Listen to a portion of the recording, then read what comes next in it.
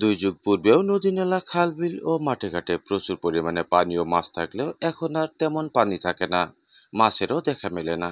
এজন্যই বিলুপ্তির পথে খেপলা জালও। তবে খাল বিল শুকিয়ে গেলেও একটি খালে কিন্তু এখনো পানি রয়েছে রয়েছে শখের বসে মাছ ধরার লোকও।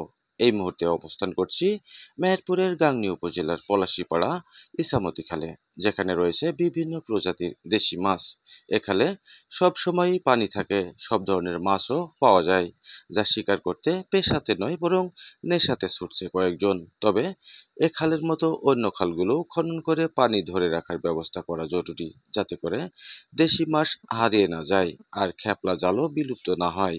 শখের বসে মাছ শিকার করা লোকগুলো এবারের ঈদের মতো প্রতিবার ঈদের আনন্দেই এভাবে মাছ ধরতে পারে। আগামী প্রজন্মও জানুক খেপলা জাল কি এবং এর কাজ কি। এটা কি খাল? এটাই খাল। কোন খাল এটা? এটা ইসামতি ইসামতি খাল। কোন গ্রাম এটা? পলাশীপাড়া। পলাশীপাড়া ইসামতি খাল। সব সময় মাছ হয়, তাই না?